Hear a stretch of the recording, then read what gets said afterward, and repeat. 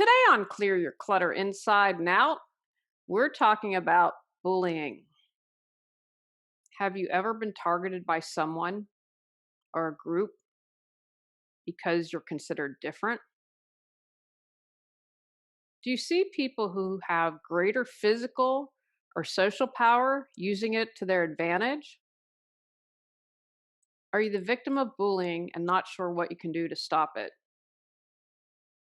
Learn to recognize and prevent bullying as we continue our month focused on tough challenges. Do you control your clutter or does your clutter control you? On Clear Your Clutter Inside and Out, we'll teach you awareness as well as action steps to create change in your life. Come on, let's get started. Today's episode was inspired by a couple things. I had a niece that was bullied, and if you're going to get bullied, this was the best possible school. She was second grade, maybe third grade, and she couldn't have had a better set of teachers, a better school, and a better principal to get through that. And not everyone has that. I, when I was writing this, like, you know what? I'm not bullied. And then I thought, so we have people that, and I was like, you know what? We are being bullied. So they will sit outside the house. I mean, I have everything on videotape and just for a minute or two, just sit in their car in front of our house. Now they're passive aggressive bullies. They don't have much and they do it when it's dark. I haven't decided if I'm gonna how I'm gonna proceed and let people know. But I thought, you know what it is? That's what they're trying to do. They're trying to bully and intimidate us for standing up for ourselves. Because I thought, really, I've had mean girls for sure, but that was in one way bullied. Nothing that's sticking out to me at the moment. My husband was bullied so badly that he had to quit school. I want to say he was in junior high, sixth, seventh, eighth grade. And, in another timeline, I laugh. He's got his PhD and is working for someone like Tesla, and he's the smartest man I've ever met. But he was bullied so severely, he had to quit. And that angers me because his mother was a single mom. His father had been killed, and she had, they had four kids all a year apart. And she had enough going on, and administration didn't do anything, teachers didn't do anything. And no, this was a while ago. I also had a listener reach out to me how he was rebuilding his life and how the podcast was part of that. He was doing all the work, and he had mentioned some of his challenges that he was overcoming, that he had been bullied. Anyone can bully or be a victim of bullying. And our culture, we've gotten better. I think we're moving in the right direction, but we still allow it to happen. I remember, gosh, probably 20 years ago or so, I had a friend and her child was in Catholic school and there was a bully. And I thought, oh, if anyone's going to take care of it, it's the Catholic school. They didn't do anything until all of the parents in the grade were like, look, we want this kid expelled. And so that finally moved them to take more action. I think that also what's changing is that, it's kind of, oh, just be a tough guy, just, get through it. And that's not okay. And there are sensitive men out there. I'm married to a guy's guy who's sensitive. My brothers, my father, all the men in my family are what I would classify as guys, and are sensitive. And I think that it's harder on men sometimes. And it's not to negate what happens to women, but bullying can be very traumatic. You can have an extreme response, like my husband who quit school, or I can tell you the mean girls were to me. As I'm talking about this, I'm remembering an incident where I'm like, oh, you know what? I might classify that as bullying by that parent to me. I'll have to think about that a little later. Bullying is a problem, whether you're the bully or the one getting bullied. So that's, I think, a huge challenge in life. And again, all these challenges don't have to be something huge. You can unfortunately get bullied physically and have physical harm, but it can be someone who's bullying you to do something that you're not comfortable with, even if it's a small thing. So I'm going to encourage you to take a moment. How have you been bullied? Or when you were the bully? And how did that create clutter in life for you? from the National Center Against Bullying, which I believe is out of the UK, there was an online survey of more than 2,000 adults in the United States, and it found 31% of Americans have been bullied as an adult. That's a third of the population. And 43% say the behavior has become more accepted recently. The survey, and I believe this was 2020, the survey defined bullying as being subject to repeated negative behavior intended to harm or intimidate. So that's really incredible. And that's interesting because my perspective is we're starting to talk about it more and be open about it. So, what's first, let's talk about what is the health impact of being bullying. We talk about bullying and some maybe immediate consequences, but what are the long term things, especially if you've had repeated bullying? What are some of the negative impacts? In a survey, 71% said they suffered from stress. Now, that's completely understandable. And, I'll have to try to find an updated statistic, but 80% of our health care, what we go in for, is related to stress. I had to go to the ER when I was last home, my March visit with my mom, and I never get headaches. And I felt like my head was going to explode. And I was like, I'm going to try to sleep it off. Got up in the morning and like, bam, bam. I think it's a CAT scan that they did to your head. And we went to the Ohio ER, which was much better in my hometown. So anyway, did that. I said, well, maybe I'm dehydrated. So he checked electrolytes, and the doctor looked like he was 5. I felt really old. He said, yeah, you're stressed out. I don't think there's anything wrong with you. You're most concerned with the CAT scan. We did some blood work. Your tests are fine. I got a lot going on. That really was like, wow. Seeing the chiropractor, reducing my stress. I've been really good about eating better and walking, but just so much going on. That was kind of tough to hear. And so I have not got the bill yet. They didn't even take it's $200 to when you visit the ER since out of state. I mean, I don't know how ERs or ERs out of network. I'm not looking forward to that. As my husband said, it's only money and that my health's important. The 71% are suffering from stress from the bully. 70% experience anxiety or depression. Of course, you can understand that.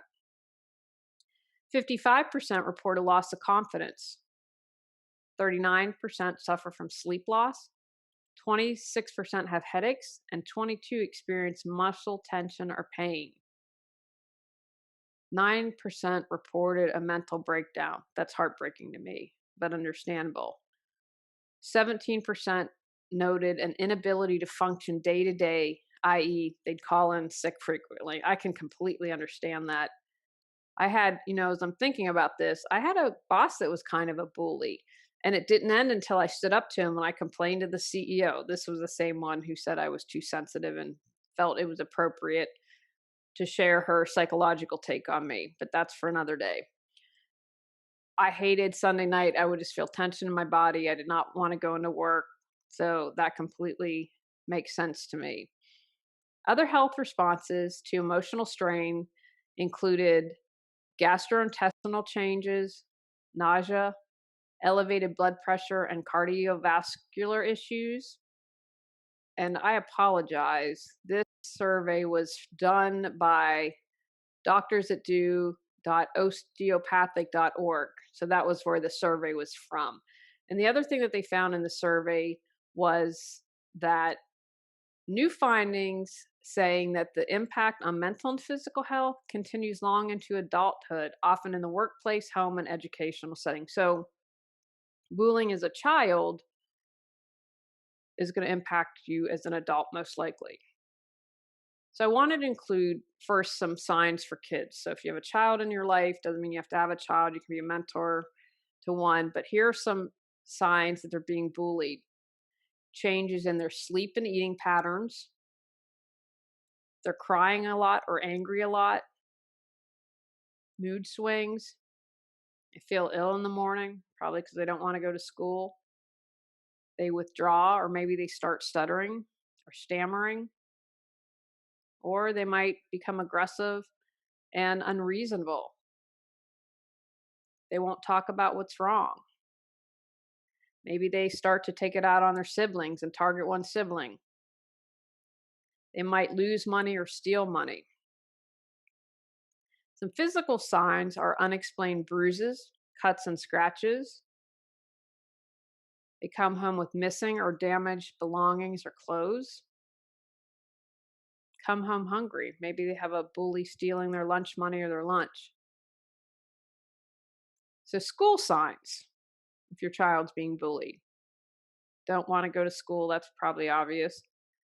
They change their route to school or are frightened of walking to school. They don't want to go to school on the bus, train, and their grades begin to fail. Other signs of bullying: they're often alone or excluded from friendship groups at school, a frequent target for teasing, mimicking, or ridicule. They're unable to speak up in class and appear insecure or frightened.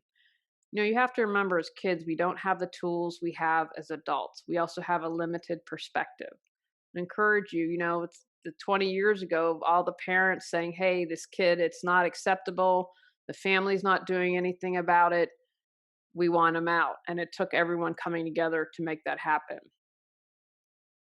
So, what are some adult signs of bullying? I found a lot of these from CNN.com, an article in 2019 on adult bully survivor tips. A tangible or material bully. So they use their formal power, such as being a boss or an executive, or material power, such as having legal authority or control over finances, to intimidate others. I mentioned in another podcast a woman who they're 10 months behind on the mortgage. She's not on the deed, and her husband hid this from her. And that's, I think, a form of bullying. She has no control over the finances. She's had no say or no input and had to create a secret account. I mentioned my boss when I was in Los Angeles, not the really awesome one, Richard. This was the boss previous to him. 1 week before I was supposed to leave vacation, complained about it. I'm like, I put this in 3 or 4 months ago. What's the problem now? And that was finally the final straw that pushed me to stand up for myself.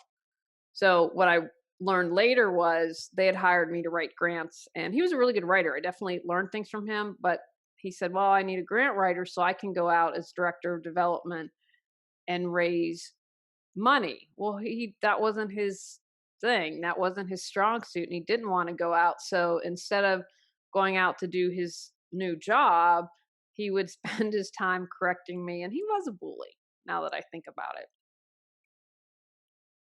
Verbal bully, you know what they're going to do. They're going to insult you, criticize you, or tease you, right? Oh, you just can't take a joke. You're too sensitive. They might be sexist, racist, or homophobic, and it can go to the extreme of threatening you. It's like the bullies who, in my neighborhood, they haven't said anything. And you know what? One thing I do when I walk the neighborhood is I stand tall. I'm like, bring it on. I have zero problem calling the police. We've already done it once. You do anything, you touch me, 911 is the first call. I have that energy. I don't slump over when I walk. I look at people like the ones that ignore me. I just look them straight in the eye. Well, not technically because they're looking down, but that's about owning your space and owning your energy. Passive aggressive bully.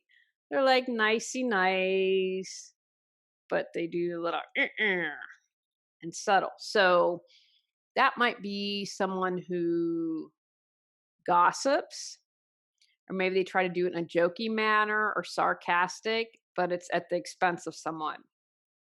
They can do little signs such as rolling their eyes, making facial gestures, or maybe they mimic them, or big old sigh. You can't miss it.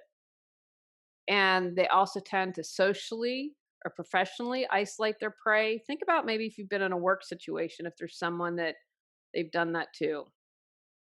And what that's going to do is cause an increase in insecurity and anxiety, which you can understand it if you are employed somewhere and they've isolated you.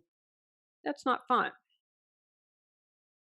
Cyber. Unfortunately, I think we have had an increase in this. I just, as I am writing this, a mother, I just do not understand it. She created, I think they're called deep fake videos of her daughter's cheerleading rivals. And I think she also sent threatening text. And I don't know if she emailed them, but basically to the, I guess, the cheerleading administration. I mean, had these teenagers doing, I don't know if it was vaping. I think it was worse than that, but I'm assuming to knock out the rivals. I don't know if her child was already on the cheerleading squad or was trying out, and I just makes me shake my head and is credible. But cyberbullying, that, so texts, emails, harassing people on social media, that's something where we need to create laws around it. I'll never forget that story about, gosh, and I want to say, has this been 15 to 20 years? And the mother acted like a fake boyfriend and then dropped the girl, like she was acting like a teenage boy. And I want to say the girl's 12 or 14 and killed herself. And the community's response, and I think the Amish are smart and they shunned her. She unfortunately, if I'm remembering correctly, because there weren't any laws on the book, so she couldn't, if she was charged, it might have been minimal. Anyway, I can't comprehend what it'd be like to have your child commit suicide. I can't. My heart just aches for anyone who has gone through that. And so the town shunned her and she eventually moved. And as far as I'm concerned, you got off lightly with shunning, because just when you're supposed to be the adult in the situation, and why you would do that is just unfathomable to me. And so cyberbullying is a huge issue, and I think it's only increasing, and we need to strengthen laws around that. Of course, we also going to have a physical bully, right? This can be physical, sexual, or domestic abuse. Do you feel the weight of clutter as a big burden you long to release? Are you aware that something needs to change, but you're not sure what or how to move forward? Looking for a little more support that's budget friendly? Visit Reawaken Your Brilliance on Patreon to learn more, or find the link at reawakenyourbrilliance.com. I mentioned last time in gaslighting, I didn't think of this, and it's completely changed my thinking, but also having the silent treatment, whether it's from an individual or group, and as a way of bullying. Because, part of me like, oh, you're leaving me alone, thank goodness. Or they spread lies and gossip about the person. That's another way that emotional, mental, but I think has a physical component, I guess, for me, because you're speaking or not speaking with the silent treatment. But it's not just the hitting or the domestic abuse. That to me is part of it, the silent treatment and the spreading of lies, because you're physically talking. How do you survive an adult bully? Most likely, if an adult is bullying, they might have been abused as a kid or a victim of bullying themselves, and they suffer the worst outcomes as adults. I'm thinking of that guy that I've known since grade school who is a bully. See, wow, it's interesting. I'm like, I don't have that much bullying in my life. When he comes on my Facebook page, although he thankfully unfriended, he and his wife, hasta la vista. But that was bullying. And I don't know if there's mental illness. It doesn't take away from it, even if there is none. But when you go on and you harass and you bully and you're trying to change someone or belittle them, that's bullying. They might have been a victim of abuse or bullying, and it's easier again to be a keyboard warrior. They found, might suffer from a serious illness, abuse drugs, be a convicted felon. But then again, I don't want you to think that this is kind of a neat little package, because bullying's come in all shape and sizes. They really do. I would say most likely what I agree with in all the research is that they were victims of abuse or bullying as a child. I think that that's probably a common thread. But again, no need to be a mental illness. And they tend, they say, to be more isolated, less educated, and poor. But again, that's not my finding. I'm going to stick with the main thread of what happened as kids. The bottom line is they don't feel good about themselves. And in order to get a pump to their self esteem, they've got to take it out on someone else. So here are some ways to deal with it. Have compassion. Now, look, you can have compassion and stand up for yourself. You can have compassion and report bullying. You can have compassion and get them out of your life. So it's not an either or. I have found, when dealing with or thinking about people in their neighborhood, ultimately, I feel sorry for them. If you have to spend your life peeking out windows to see who is visiting your neighbor, that's sad. If you're driving around on Christmas morning with kids claiming that you're a Christian at 12:20 in the morning on Christmas Day, yikes. That for me, I don't want to live my life like that. So you try to have what compassion you can. And if you are able to have compassion, and I always try to see them as that hurt little child, that takes some of the energy out of seeing them as something to be afraid of, as someone, oh, I can relate to the humanity. So you can respond instead of react. So what you're able to, again, it's not excusing any behavior. And this might be really difficult. And if it's okay if you can't do it, stay away. Depending on the frequency and severity, keep your distance. And it's a-okay to do with it. If maybe it's at work, you do the task at hand, disengage, and you just get away from them, especially if you're not getting any support at work. Sometimes, you just keep your distance and that's okay. Change your perspective. You can try to be overly nice. And I think, again, it depends on each individual, but sometimes if you're overly nice, that can be disarming. Kill them with kindness, as they said. Look them in the eyes. It's a lot harder to dehumanize or be cruel if someone's looking you in the eye. Look them straight in the eye. Have humor. Picture them naked. They say something insulting, come up with a retort about yourself, or like, haha, or whatever, just try to change the perspective. And again, if you are frightened, then don't do this. Then you just get away. We have other things. But those are just some right off the bat. Now, if you're coping with a regular bully, that's what I mentioned before, kind of infrequently. Get away. If you have to change something, if it's that bad, like the parents, it took all sticking together to get some removed, maybe you have to get your kid in a new league or on a different team if it's happening. Or maybe you need to, if you're a volunteer, find another role in the organization. Sometimes it's not worth it.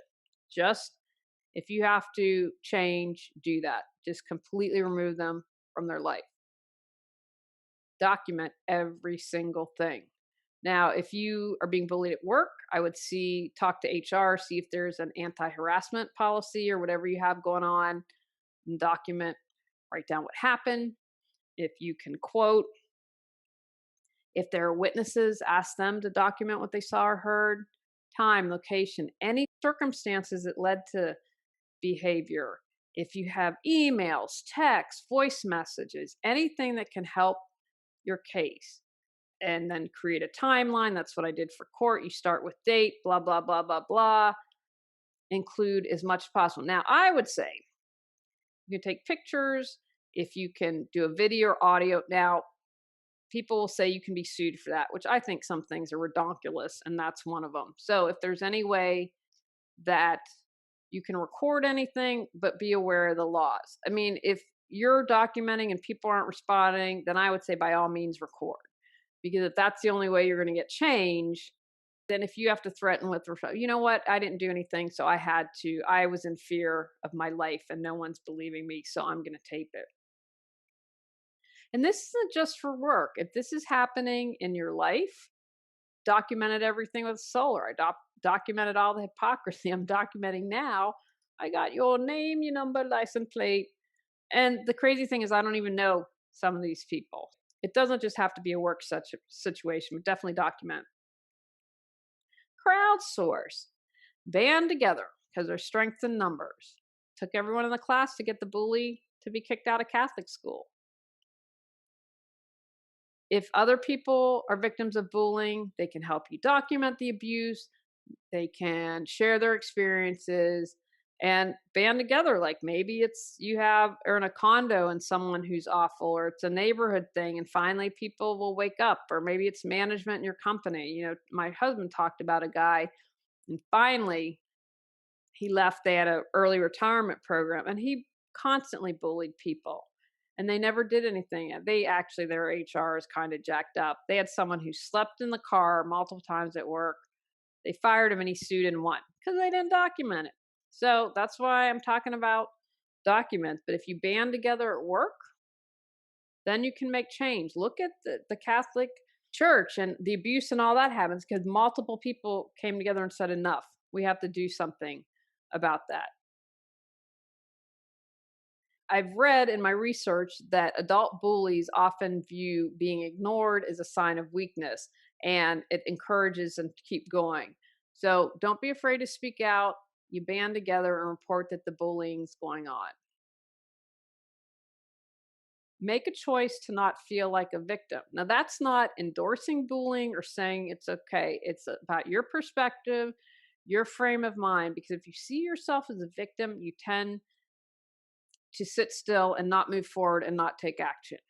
So if you're like, I'm going to empower myself and band together with people, or I'm going to speak up to HR, or I'm going to look the bully in the eye, just as long as you don't see yourself as a victim so that you can move forward. Don't take it personally. I mean, I know you're being targeted. I know how hard that is. When my niece was being bullied, one of the things the principal said to her was, you have to deal with the bullying, but you also have to deal with you being able to stand up for yourself and to correct it. And again, standing up for yourself doesn't mean confrontation. I want to be very clear about that.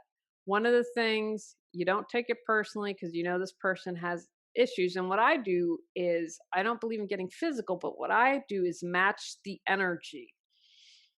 Think of it, when someone writes all caps on email and it's like they're shouting. So I talked about earlier about when I walk the neighborhood, I walk tall and I have the energy like, you want to do something, bring it on. And that's the frame of mind that I'm in when I'm walking, and I'm not bothered, because whether or not you can articulate it, we sense all that. I don't get physical, but I will match the energy. So if someone is shouting, then I will shout back. If someone is really standing in their power, then I stand in my power. Whatever the energy is, I match it. Again, that doesn't have to be speaking, but you just get that frame of mind and you feel that and you own that energy throughout your body. And I'm not getting physical. I want to be very clear there, but you match the energy. Don't reciprocate. I don't think that that's a tit for tat is a good thing. And you tell others. You let people know. And when you do that, you might discover someone else that's been bullied. If it's happening to you, it's a good chance that it's happening to someone else. Now, what happens if you're a bystander and maybe you don't know this person? What do you do if you see some bullying going on? You can confront them. If you maybe feel physically stronger, that you have to be very careful of that these days. You don't know what someone is capable of doing. You don't know if they have a gun. You don't know what's going on. So I'm not a huge fan of confronting. Again, if you have a group of people that stands up to someone, that's completely different. You can reach out to the person that was bullied in confidence, or maybe like if it's a public and you don't know the person, say, hey, are you okay? What can I do to help? Make them know they're not alone. That can be a huge positive impact. Hey, do you want to go talk to the Target store manager because that was not okay? Or if you're watching that, say it is Target, then you go, hey, I need to find a manager or security and get someone on that. There are other options. Report. Depending on what happened, you might be able to report anonymously. I'm going to have to do a report on someone because if they're bullying here, what are they doing at work? When you bring the matter to light, it doesn't mean they're always going to act, doesn't mean they're always going to honor it. It doesn't mean that change will happen. But if that incident's recorded, maybe there's someone down the line, and that builds and builds, and then ultimately something will have to be done with the person. And I always think that it's worth it. I have screenshots of things where I felt like, nah, I'm just going to hold on to this. But there are things that you can do even when you're in public. Just always, always be safe, though. I think that that is what is most important, because again, you just never know how someone's going to react, but there are actions that you can take. If you are the bully, and I'd encourage you, think through life. If you bullied someone and are able to find them and write a heartfelt note, I read that someone did that with Mean Girls, and it was fascinating about how kids talked about what happened. And when she contacted someone who bullied and was mean to her, the woman apologized profusely. I'm so sorry. I'm so sorry. Things were really awful at home, and had genuine remorse. And that allows you to heal, and it allows them to heal. So if you have been the bully, consider reaching out, and know that someone might not want to hear from you. But I think that that's something that helps both people. And if you're doing it right now and continue to do it, there's something going on with you. I'm going to encourage you to seek help. It's never okay to bully. It's not acceptable. And get support from a professional before it escalates, before it gets too bad, because sometimes things happen and then you can't take them back. You read that all the time. In a moment of passion, someone harms someone.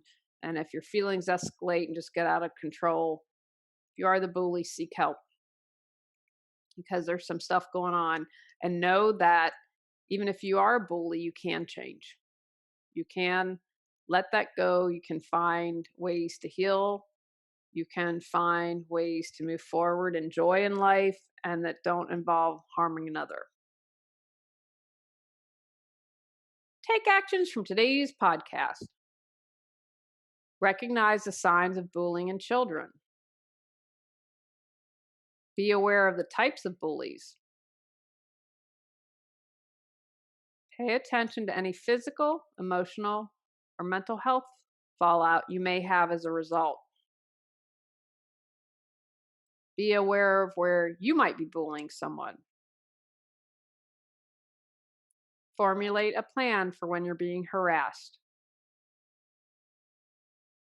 Share you're being bullied. Get support. Report inappropriate behavior. On our next episode, we're talking about injustice. Go out, clear your clutter to create the life you choose, deserve, and desire. When you clear your clutter, you can share your gifts with the world.